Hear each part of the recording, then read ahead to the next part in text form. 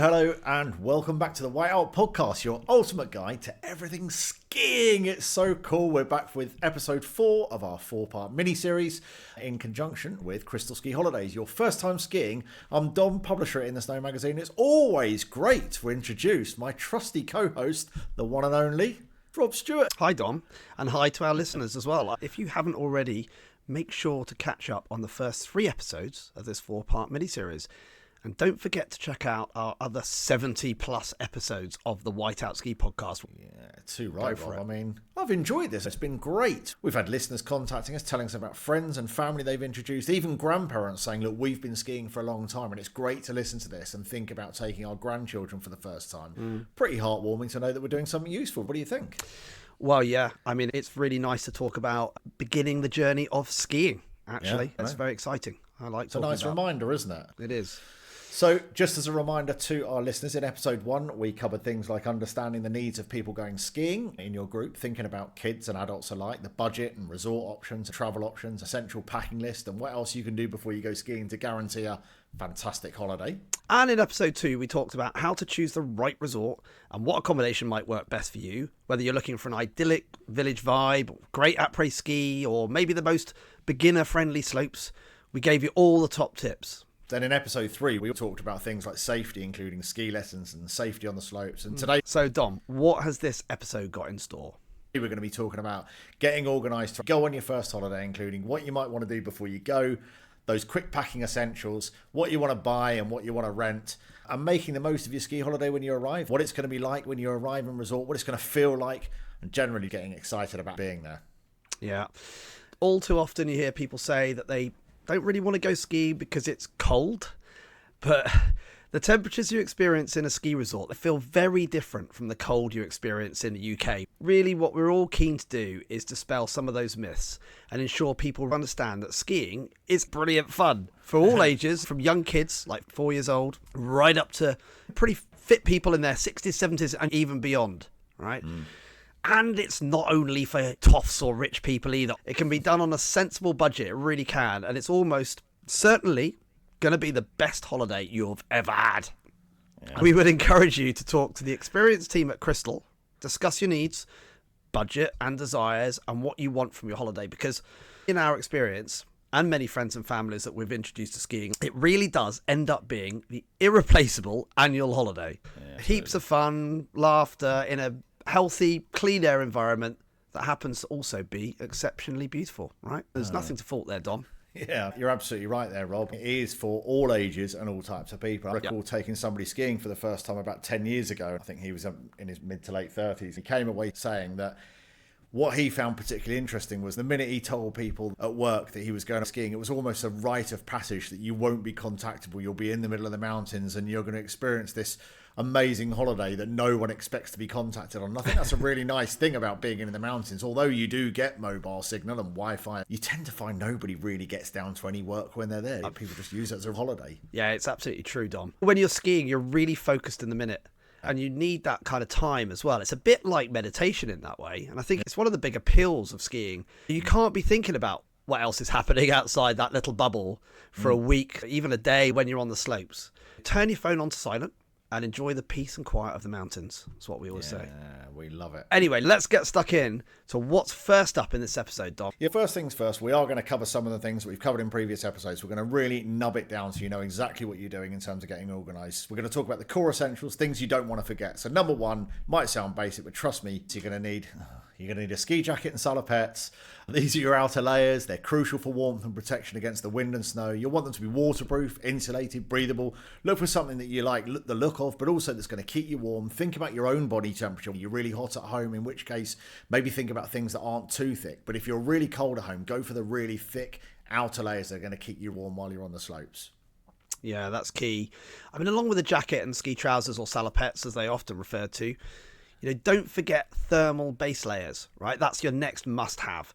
Think of them as your first line of defense against the weather, right? Whatever the temperature might be, a good set of merino wool or or synthetic material base layers, they'll keep you warm and wick away the sweat, so you don't end up freezing after a few runs, right? Remember, you can get warm when skiing because it's active. So staying dry is really crucial. It doesn't matter if it's warm or cold. You want that moisture wicking away from your body, and that's the key. Yeah, absolutely. Good base layers is the key to everything. Speaking of base layers, don't forget your mid layers as well. If you are somebody who's a bit colder, you can put on a mid layer fleece or a down jacket. The mid layer traps heat and keeps you warm without making you feel like you're in a sauna. It's all about layering. You can add or remove layers depending on the temperature. When you stop in for lunch and the sun's beating down on you, you can take a couple of layers off. Or if you're getting warm when skiing, you can take one layer off. Layering is super important. Yeah, I mean, it's definitely the secret to staying comfortable all day. And obviously, another very important area, right? Your hands and your feet. Yeah. Your extremities, as we might say. So you'll definitely need ski gloves or mittens to keep your hands warm. Make sure they're waterproof, ideally breathable and insulated as well. Not like your old woolly gloves that you might wear around town in the UK. They're not suitable because they will get damp and won't be warm enough. So a proper pair of ski gloves or mittens. You don't want soggy hands when you're skiing, and soggy hands would mean cold hands, right? Exactly. And make sure you've got a good pair of ski socks. Wool or synthetic socks work best. Avoid cotton because they hold moisture. You want to pack a couple of pairs of decent socks. Quality for the week is going to be good, so then you can rotate them. Let's also talk about headgear. A ski helmet is an absolute must in our opinion. It'll keep your head safer in case of any falls or bumps. Also keeps your head warm as well. And don't forget a good set of goggles. Ski goggles are absolutely essential for protecting your eyes from the wind, from snow if it snows, and also UV rays, of course. And they just help you see clearly in all kinds of weather conditions, whether it's sunny or snowy. Yeah, it's a good point. That you want these goggles to have anti-fog technology so they don't fog up and mist up with the heat. You know, foggy goggles or goggy foggles are a nightmare when you're trying to see on the slopes. And also maybe take a neck gaiter or a buff that you can put around your neck just in case it is super chilly. And certainly, as you said earlier on, in terms of the cold, it's not like the cold in England. It's not that wet cold, is it? It's a very different type of cold. Even if it is freezing cold in a resort, it's a really nice feeling, isn't it? Very, very different. A much drier cold. I often get back from the mountains and the temperatures in the UK, they're generally warmer than in the Alps. But I always feel colder. It's just one of those things. Yeah, I mean, absolutely. All of those things, they'll keep you comfortable and protected. But what about when you're off the slopes, Dom? And, what are you going to wear? Do you want a casual jacket for après-ski, something like that? Yeah, exactly. After a day on the slopes, you want to relax and enjoy your time off the mountain. You might want to look great as well. So a good casual jacket, like a puffer jacket or something warm, not too heavy, will do the job for sure. Right.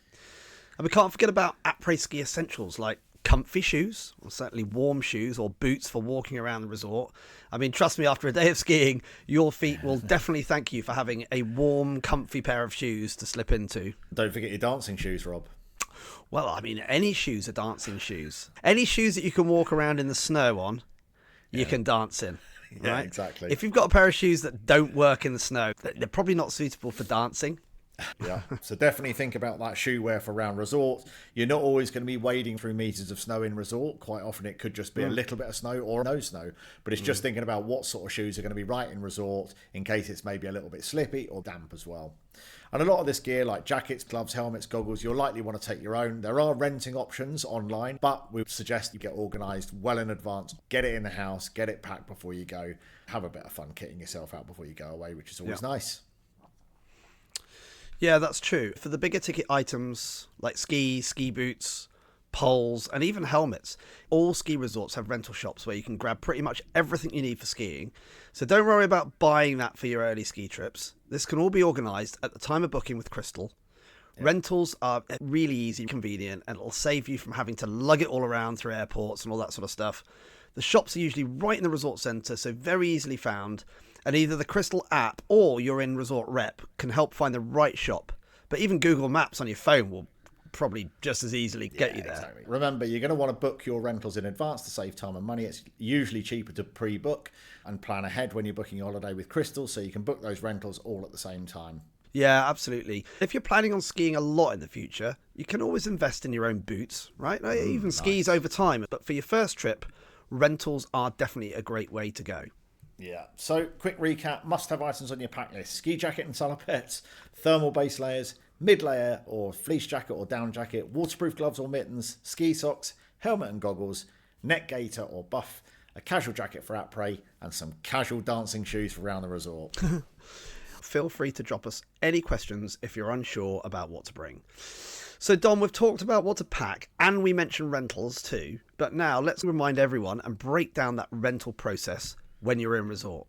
Yeah, I mean, it's really simple. When you arrive at resort, you'll usually head straight to the rental shop to pick up your skis, boots and poles. It's a pretty straightforward process, but there are a few things to keep in mind because you just want to make sure it goes as smoothly as possible, and Crystal will hold your hand all of the way. True. Right, first things first, booking in advance is always a good idea. A lot of resorts have online booking systems for ski and ski boot hire. It can save you both time and money, and as we've said, Crystal can do all that for you too, so it takes the job off your list. Plus, it guarantees that the gear you want is available when you arrive. So once you're at the rental shop, you'll start by filling out a form with basic info. It includes your height and weight. Remember, you need to have that in centimetres and kilos, skiing ability, shoe size. This is all needed to make sure they get the right gear for your skiing level and body shape. Exactly. Don't worry, if you're a beginner, the staff at the rental shop are experts. They'll guide you in picking the right equipment based on your experience and what you're comfortable with. They're usually fun people, right? They love their job, they love where they are. They're there to look after you, ask them any questions. They know what they're talking about. Yeah, absolutely. And when you put those ski boots on, the right boot fit is super important. So you want to make sure they feel snug and not too tight. They shouldn't be pinching you. They shouldn't be cramping your toes up, as we've mentioned in previous episodes. But if you've never had ski boots on before, they are going to feel odd. They are going to feel tight, but they've designed to give you control and to keep your feet warm as well. Yeah, and you might have to try on a few pairs to find the best fit. Don't rush this part. It's really crucial to get it right. If the boots don't fit properly, you are going to be uncomfortable on the slopes, and that is the last thing you want. Take the ski socks that you will be wearing with you, because that will really help. Yeah, definitely. And then once you've got your boots fitted, the staff will give you your skis and your poles. The skis are typically selected based on your experience, but they'll also adjust the ski bindings to match your boots, so everything works. You don't have to be thinking about anything. Just go in there, answer the questions, and do as you're told. It's a pretty quick process. Shouldn't take more than 10 or 15 minutes, depending on the shop, and you walk out of there and you're fully kitted up, ready to go. Yeah. If you're worried about your equipment during your time on the slopes, don't forget that most resort shops offer a skis and boots storage service as well. That you don't have to haul your gear back to the accommodation every night. If it's easier to leave it in the shop, you can do that. It's all part of making the whole experience easier. Most ski accommodation has designated areas to keep your gear. So whatever's the most convenient thing for you to do, that's where you can store your kit. You do tend to find everyone super helpful around resort. If you say to the ski hire shop, it's easier for me to drop my stuff back here every day, they all offer it and they all want it to be super easy. And if you have any issues with your gear, like something doesn't feel right or you're having trouble with the boots or skis, the rental shop typically offers quick adjustments or quick swaps. So you can just head back to the shop and let them know what your problem is. Yeah, exactly. Most shops offer premium or high performance rentals too. These skis are usually for more advanced gears and they're perfect if you want a bit of an upgrade from the standard gear. But at this early stage when you're learning, it's not necessary to upgrade and it might make things harder. So you're better off just with the basic level package that they're going to offer you. All in all, renting ski and boot gear at the resort is simple, but getting the right fit is key to having a good time on the slopes. Plan ahead, book in advance, take your time when trying on your boots, and trust me, your feet are going to thank you later. So, Dom, let's do a quick reminder on why it's a great idea for beginners to get ski lessons before heading out on their first big trip. Well, yeah, it really helps to get some practice in on an indoor slope first. Whether it's Chill Factory in Manchester, Tamworth, Snowdome, Milton Keynes, they're all fantastic beginner slopes that let you learn the basics in a controlled environment. They're great places to go and learn before you turn up.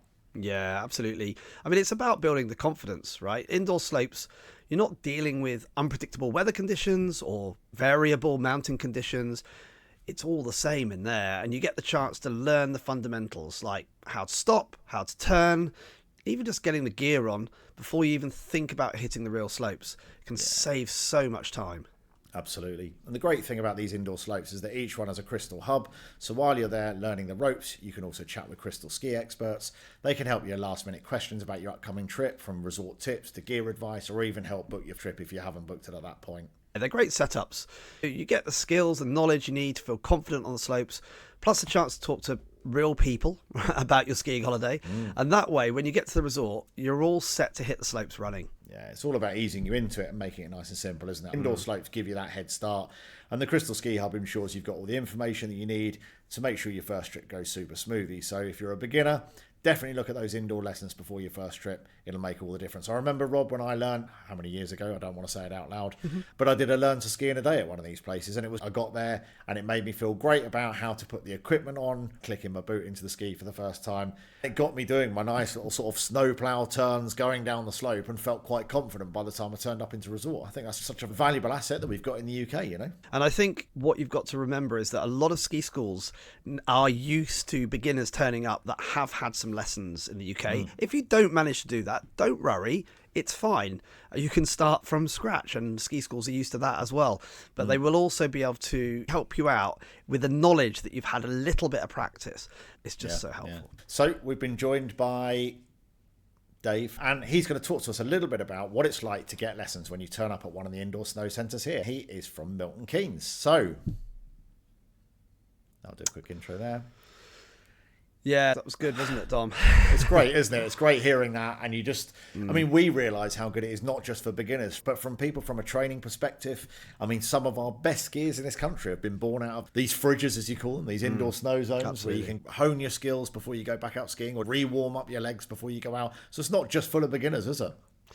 It really isn't. I mean, honestly, you could become a pretty proficient skier on an indoor ski slope. You're not going to be used to different angles of slopes. You might not be used to sort of moguls, which are bumps in the snow, but you could become good enough to ski a mountain by learning to ski well on an indoor slope. So yeah, just go for it and get as much skiing in as possible. Absolutely, it's good advice.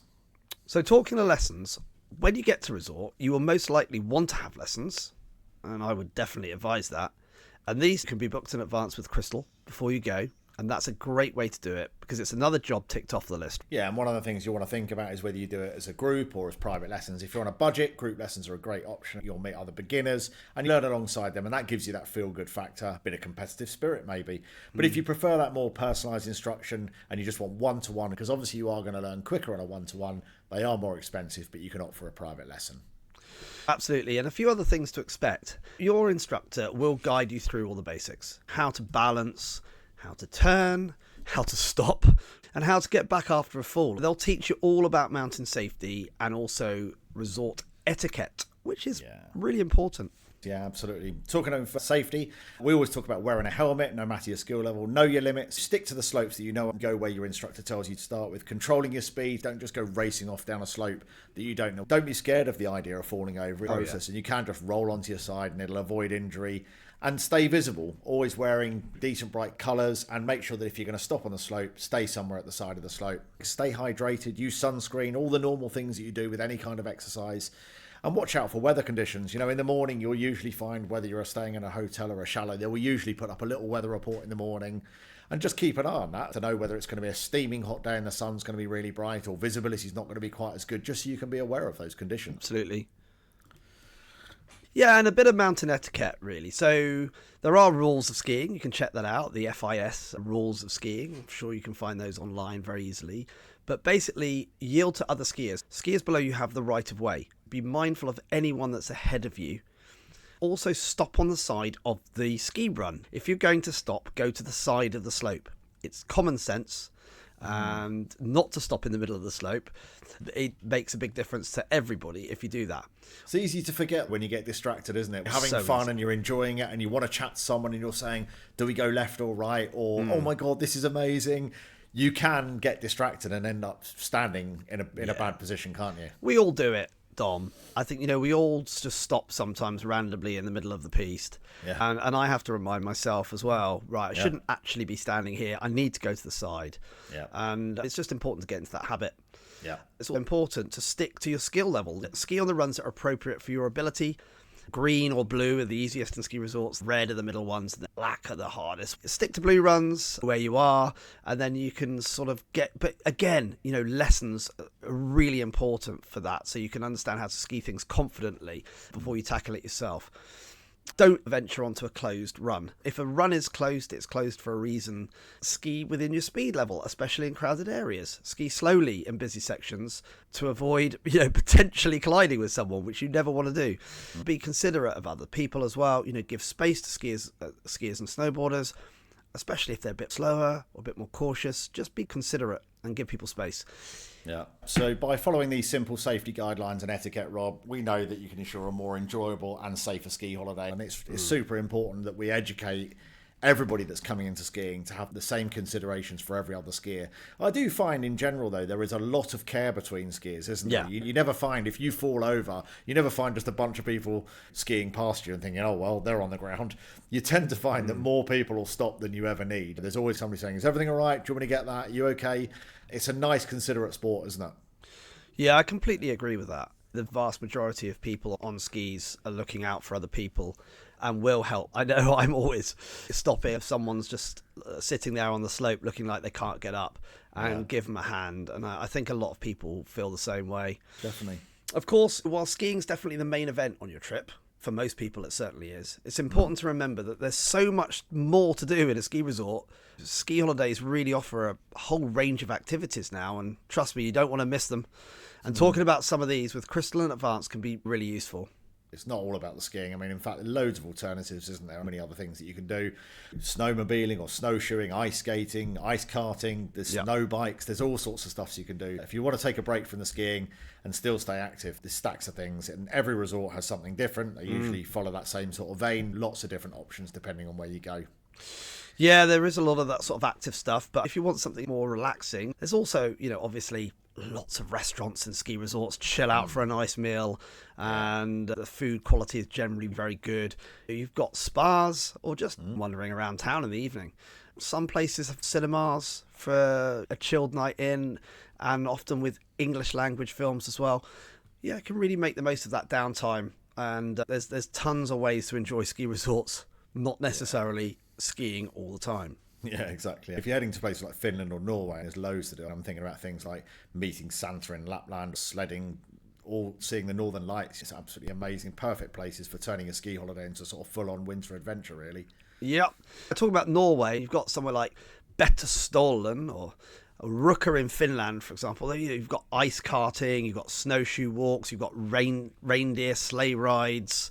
All of that kind of stuff is available in Scandinavian resorts as well. It's really nice.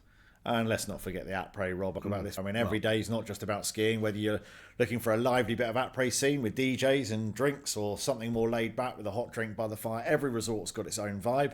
From the big party resorts like St Anton in Austria, to more chilled out spots in Italy, where you'll find something that suits you. Oh, yeah, exactly. I mean, there's so much live music as well, of course, and all sorts, depending on where you go, like you say. But you can also just kick back with some vin chaud, that is hot wine, of course, or glühwein, sometimes known, in France, or maybe sip on an Aperol Spritz in an Italian resort. Dance a night away in places like Ischgl in Austria, or Pas de la Casa in Andorra. Big party town, that is. No shortage of places to unwind or get into the groove after a day on the slopes. The world is your oyster when it comes to après-ski, and whatever that means for you. It definitely is. And it can be super active and adventurous. It works quite well for our family because we've got chilled people, and then we've got people like me who just can't sit down for more than 5 minutes and need something to do. And lots of spas in these resorts. That's been a big explosion over the last decade, hasn't it? Like either fabulous spas within hotels, but also big pool complexes that have opened up in resorts. So if the kids come off and they've only done a couple of hours skiing and they've still got plenty of energy and they want to go swimming, because kids love a bit of swimming after skiing, don't they? And it's great for the muscles to go and soak in the jacuzzis and hot tubs they've got around these places. Yeah, a lot of great options. Definitely. I mean, spas are now so big in ski resorts, aren't they? People now almost expect a spa. If you don't have one in the hotel, there's one in the resort somewhere that you can go to, and it's not everybody's cup of tea, but if you like a spa, well, skiing could be for you, basically. That's what. Yeah. So then you've arrived in resort, and depending on when you get there, it could be snowing or chilly. So it's a good idea to have a little backpack when you're travelling and chuck in there a squished down puffer jacket or something to keep you nice and warm. And maybe thinking about maybe a woolly hat or a pair of sunglasses if it's going to be really bright when you arrive. Maybe some better footwear, or even just wearing decent footwear on your plane, thinking that you could turn up and it could be snowy, it could be icy where you turn up. So stepping out for the very first time could be nice, having those protective clothing when you get out. And it could be in the evening, could be very heavy snow, like when I turned up into Trevina last week when I arrived, and it was big snow happening. So you never know how it's going to be. Yeah, you don't know what the weather's going to throw at you in the mountains, so it is worth having those little extras. And once you've settled in, that's when things really start. But yeah, just be prepared for sure. Yeah, because when you arrive at a resort, there's always a welcome meeting with your crystal rep. It's the perfect chance to ask any burning questions, things you might be worried about, or things you might want some help with, and it'll help you plan your week ahead. Yeah, and your crystal rep is available all week too. Yep. You can get in touch via the Crystal Ski Explorer app, which gives you all the info you need throughout your trip. Super useful if you want to check the ski hire locations, lesson times, or even where the après-ski spots are. Most importantly. When you arrive, you'll be given your mountain pack. This is the key because it includes all the info you need, like where to collect your skis and where to meet for ski school. Sometimes you'll even get this on the transfer bus, and you might pick it up once you're in resort. So it's always handy to have that, and you got all the information you're going to need once you've arrived in resort. Don't forget about breakfast, though.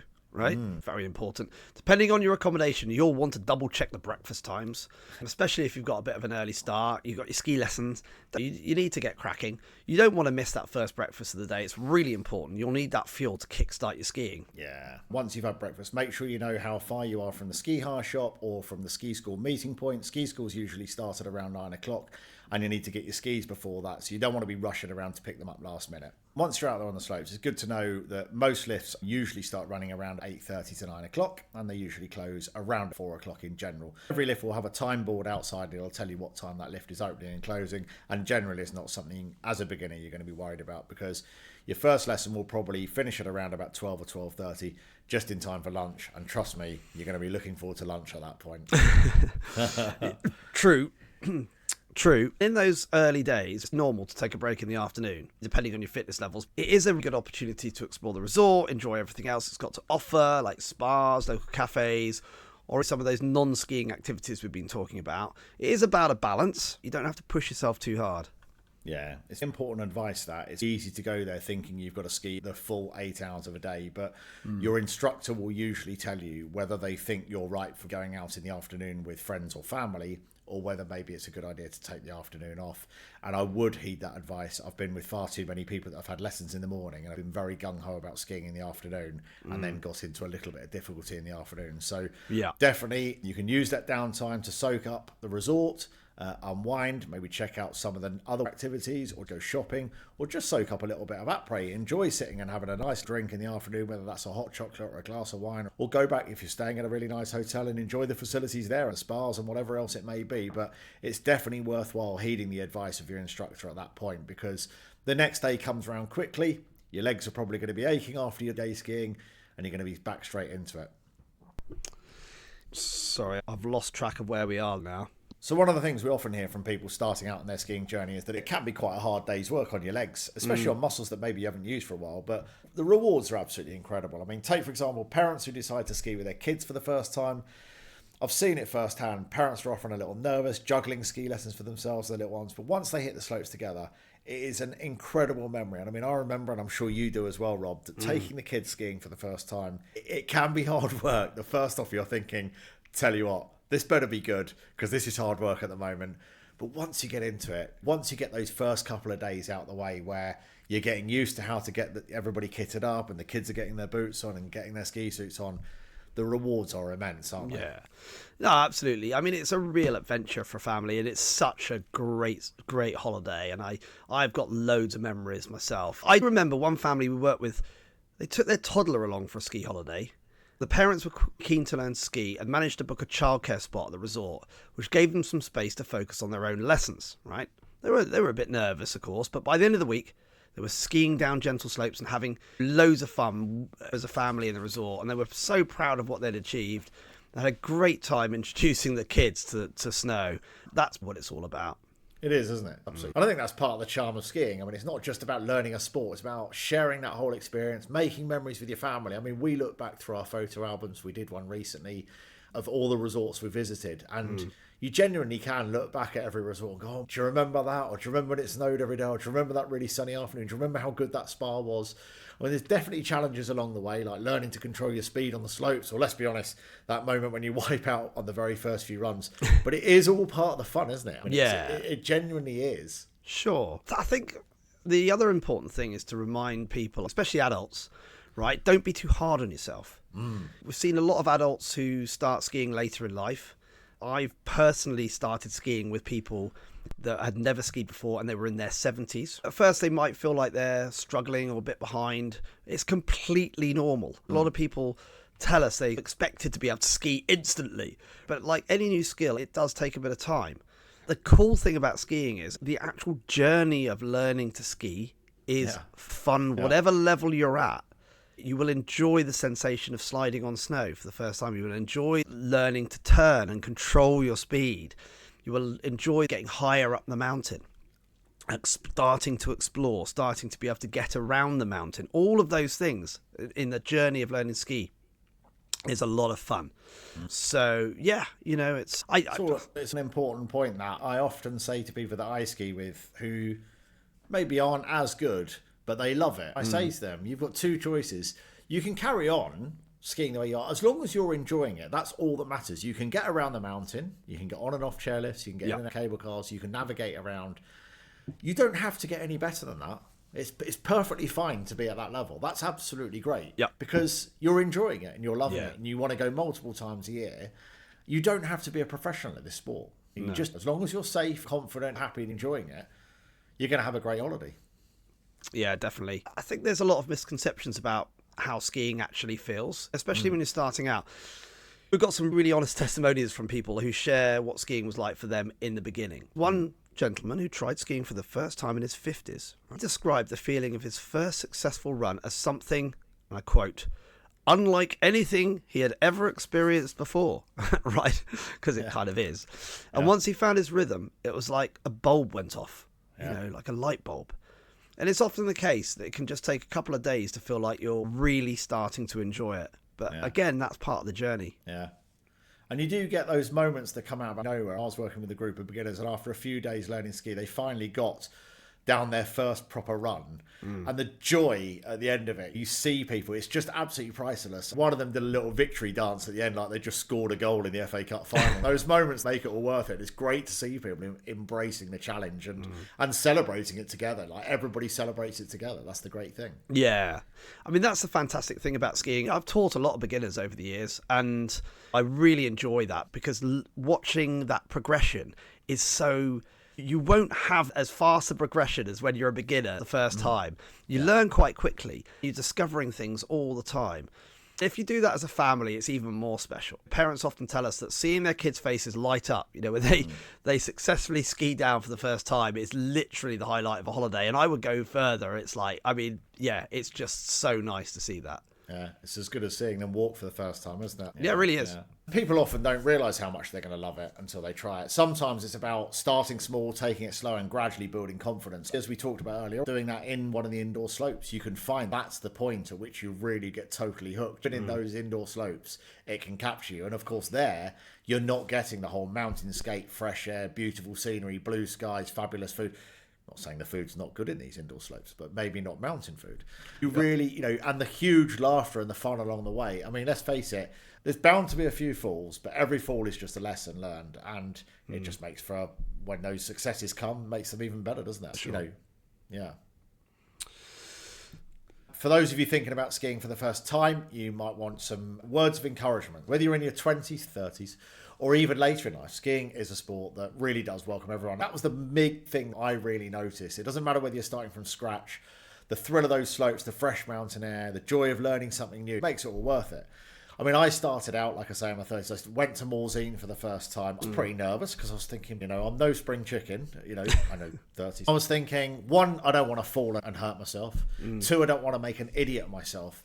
And the great thing is, when I arrived there, none of the falls did hurt and nobody was laughing at me. I mean, we laughed together about stuff that I did, mistakes that I made or silly accidents I had. Yeah. But no one was laughing saying, you idiot, or you look like, you know, no one, everybody wants you to succeed. It seems in a funny way that every skier wants there to be more skiers. I really agree with that. I think that is something that a lot of people worry about. Yeah. When they learn to ski, oh, you're just going to look at me and laugh. Yes. Nothing could be further from the truth. No. Nobody is ever going to do that. We all had to learn. I was lucky enough to learn as a young teenager. I remember learning to ski, and we all do. Most people do. And you're not going to get laughed at. I would say it's a unique sport. I don't know. I think modern day sport, kids learning sports, they're very encouraging nowadays. But I think as an adult learning, for sure, I don't know of another sport that's as encouraging. I don't think tennis would be, or cricket, or football. I agree. Yeah. I think there's a reason for that. It is, in my mind, is that skiing it can be a competitive sport, but it is not immediately a competitive sport. No. You are not trying to beat the person that you're skiing with. Yeah. You can, if you're a better skier with them and you fancy showing off, then fair enough. Yeah. Go for it. But basically, you're not competing with that person. You're skiing together. It's a very, very social sport. Tennis, you're just trying to beat your opponent, right? You simple. do everything you can to beat them. So it's a good Football's point. the same. Skiing is completely different until you become a ski racer. For the 99.9% of skiers that ski as a hobby, as a recreation, as a holiday, it's all about doing that together. And I remember, you're exactly right, and I think you've hit the nail on the head. I hadn't really thought about the non-competitive angle of it, especially as a beginner, but let alone any of the rest of us that can ski quite well, is the fact that we're not there to compete with each other. You're not there to get down that slope the fastest you possibly can. It's all about having a good time. And I still enjoy the freshness of the air and the blueness of the skies and the contrast of the snow and the sky. That whole landscape for me is like a form of meditation. When you arrive there, you do get struck by something quite different. I think the freshness of the air is something that really does have a big impact. Yeah, I totally agree with that. And the scenery and the environment. I mean, it's such a special environment to be in. And if you come from, like we do, from the UK, we don't have big mountains with snow on them generally. And you're suddenly transported to this incredible landscape. And you get to travel down it on skis. It is very special. After all the years of skiing, I still have to stop sometimes and pinch myself and say, I am really lucky to be here. Don't ever take this for granted. It's still amazing fun, and I still enjoy skiing every single day. Even the 40 days that I've skied this winter, I've enjoyed every single one of them. That's a lot. And I even remember the first morning I woke up after arriving in resort, and it had snowed a ton of snow. I mean, it had buried a car outside. There'd been a couple of 2 or 3 feet of snow, and it had drifted and covered this car. And I can remember thinking, well, this is just what happens every day in a ski resort. Every night it snows a metre of snow, and every day you ski through that snow. But it's worthwhile listeners knowing that that isn't the case. It doesn't snow every night for a metre of snow. But it created this incredible environment for me to wake up to, this wonderland that I never fathomed that it could be as good as that. And people who are listening who go on their first trip may well experience exactly that same situation. I mean, I've just been to Italy, and it snowed 4 days solidly. Just as you were skiing through the snow was filling your tracks. And you do get those incredible moments as well. It's special, isn't it? It's really special, and I've just being there in the snow, that silence that you get, this huge sort of winter wonderland appearing before you. That for you, Dom, must have been the perfect introduction to skiing. But that is the thing, you know, skiing is much more than just learning how to ski. I mean, it is about that environment. It is about the energy that you get from the mountains, the joy of being outdoors, the sense of adventure. And of course, bringing it back to Crystal, that adventure becomes a lot easier because you don't have to stress about the logistics. From the moment you arrive, everything is literally taken care of for you. And a lot of people say to me, what's some biggest advice about booking a ski holiday? And I would say, well, we've talked about learning to ski in the UK. That's one. And we're talking now about booking with a tour operator that can look after you really well. And those kind of things, when you learn to ski, make a massive difference. Yeah, I agree. I can remember feeling daunted by it. It did feel like a big holiday to undertake as someone who didn't know anything about it. The equipment, the letters, the mountain, what it was going to be like, the ski hire, how it all happened, how would I find the person who was going to teach me? And I did book, as it happens, through the sponsor of this podcast series, Crystal Ski Holidays. And they did take care of a lot of that detail. I felt like a lot of that was taken off my plate, which was great. It meant that I could think about, do I want that black or red ski jacket, 30 quid on a helmet or 80 quid on a helmet? I could think about more, I suppose, fundamentally, they're interesting to me, but I could leave all the boring bits, leave the admin to them, and they could take care of everything for me, so that all I had to do was just arrive at the airport and I'll be looked after from then on. I really did get that feeling, which was great. Yeah, I've got a funny story about that because after about 11 years of full-time skiing and I basically stopped. I retired from full-time skiing. I decided to go on a skiing holiday with my friends. Even though I'd lived in ski resorts for 11 years, I'd never actually been on a skiing holiday before. So what did I do? I booked a skiing holiday with Crystal to Cervinia with my friends. And I went on a skiing holiday and it was absolutely brilliant because I didn't have to think of anything suddenly. Yeah. I didn't have to be the one telling people what to do or guiding people or teaching them or organising things.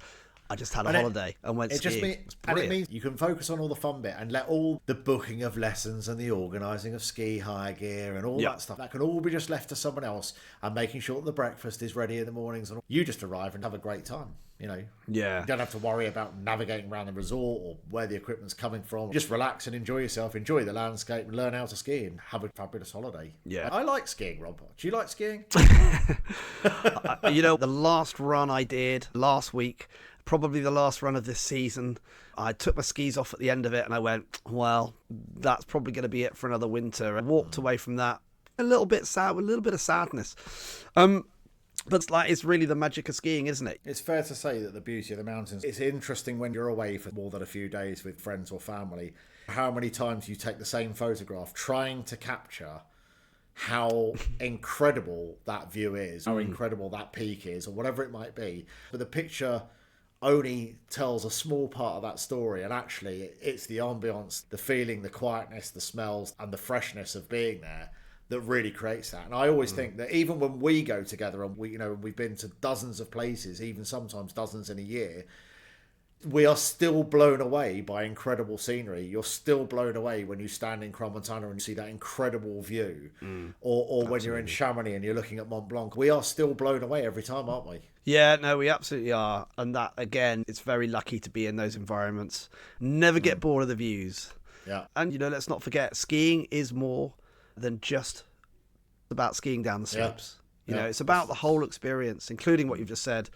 From the moment you step off that transfer bus to when you're sipping a bit of hot chocolate after an amazing day of skiing, it really is an adventure. And, it's one of those things. The only warning I will give to anyone listening to this podcast now, I know what you're going to say, is that you will have to come back for more.